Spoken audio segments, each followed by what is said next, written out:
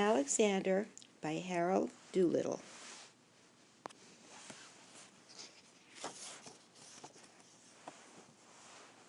It was bedtime.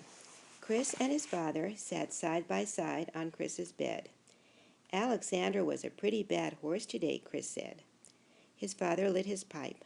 Alexander, the red horse with green stripes? Chris nodded. What happened? Chris's father asked.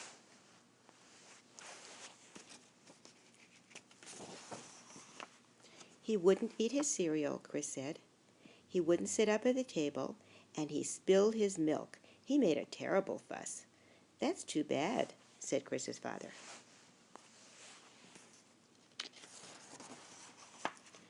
When we went to the park, Alexander wouldn't play with the others. He got scared and ran and hid behind the slide.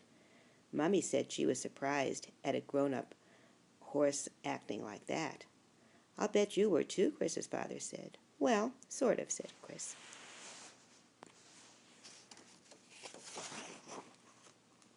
What else happened? Chris's father asked.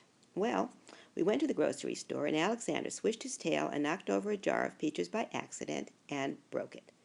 I guess it's pretty hard for a horse in a grocery store, Chris's father said. He'd better be more careful, Chris said, or we won't be able to take him shopping with us anymore. That wouldn't be much fun, his father said. Did Alexander take his nap? Chris's father asked.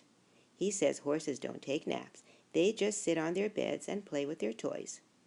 Don't they get awfully tired? And cross, too, Chris nodded. Alexander was cross all afternoon. Why, what did he do? Asked Chris's father. Well, Chris said, he wouldn't tie his shoelaces, and he jumped and jumped all over the living room couch, even when Mommy asked him not to.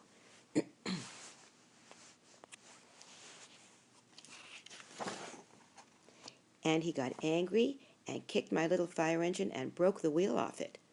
Oh, oh, said Chris's father.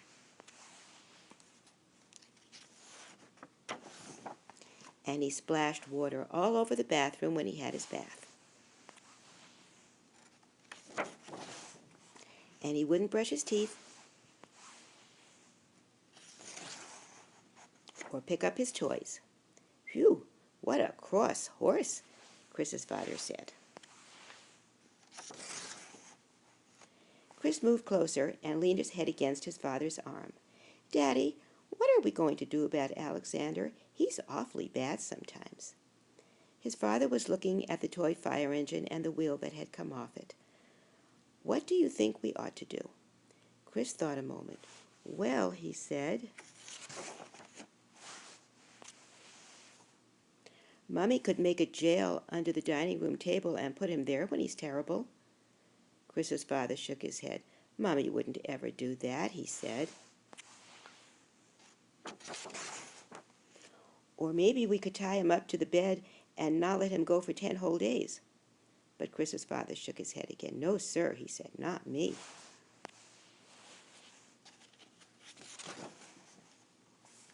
Maybe I should tell him to go away and never come back again as long as he lives, Chris said doubtfully.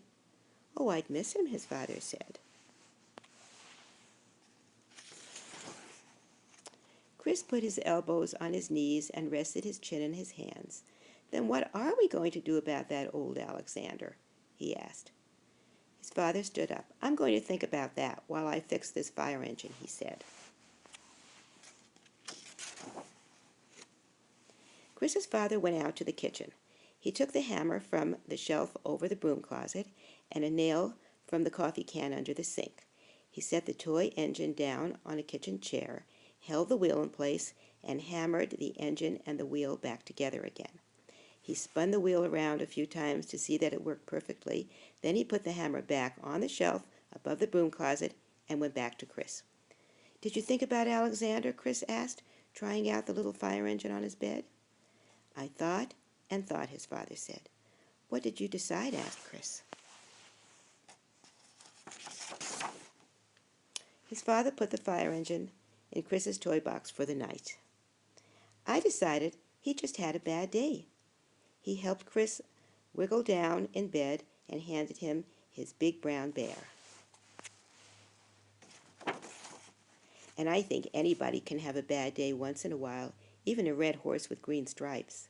He tucked the covers in and kissed Chris on the nose. "You wait," he said. "Alexander will be a wonderful little horse tomorrow." He turned out the bedroom light. "And you'll be a wonderful little boy, too." Chris giggled. "How did you know I wasn't very nice today?" he asked. His father turned out the light in the hall. "Alexander told me," he said. The end.